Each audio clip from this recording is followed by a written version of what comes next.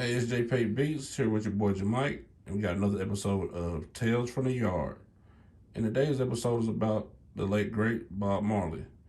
Jamike had the opportunity to meet Bob Marley. How was Bob when you met him? Well, Bob was a very nice guy, cool, fun-loving guy. Loved the people, got major love for his people, and I mean, nobody's perfect, but he was a guy that really loved and understand the people of the ghetto, and he does his best to try to help them in whatever way he could. Like for example, there was a guy that has a juice bar, and every time Bob don't go there every day, but every time he goes there, he makes sure he buys out all the juice he had at one time, so that the guy could make some money to take home. You see stuff like that.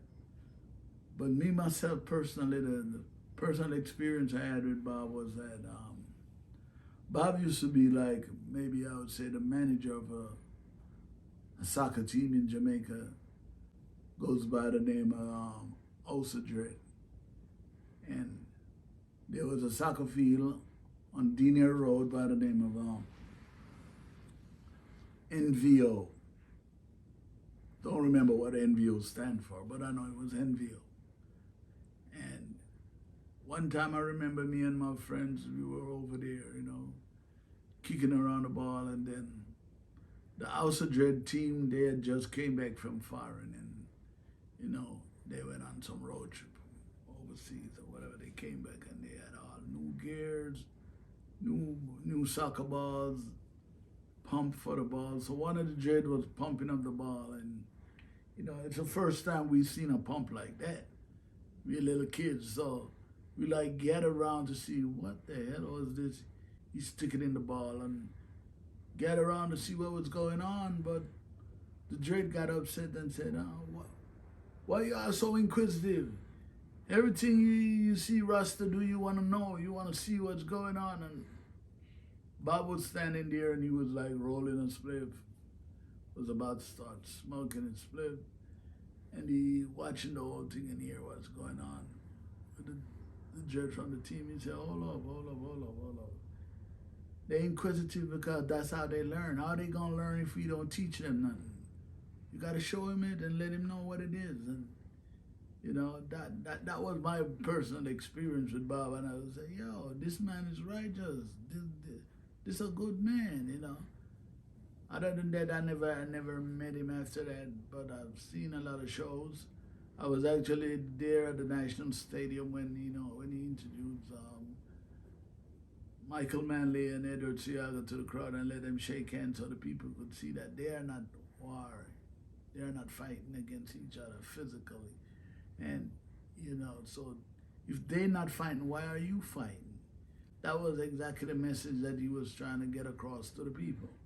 It's not necessary for you to be killing each other over these guys, over politics, when they're not doing it. Doesn't make no sense. And basically, that's what I think he tried to convey to the people at that point. Okay. So not only was Bob a talented artist, he was kind of a humanitarian also. I would say so. I would say so. Do they give him enough credit for being a humanitarian? Not enough. Not enough. He was a humanitarian for real. Even in Africa.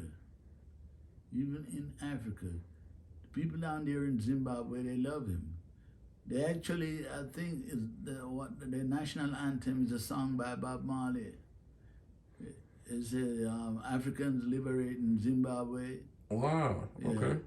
A lot of people don't know that. At one point, they were trying to say Bob was even furnishing weapons to but all of that has never been proved. It's just lies, rumors, And I think Bob Marley's death was sudden and it was a surprise. Even though they say he had cancer, but I've never heard a man die from cancer in his toe. Got cancer in his toe, cut the toe off.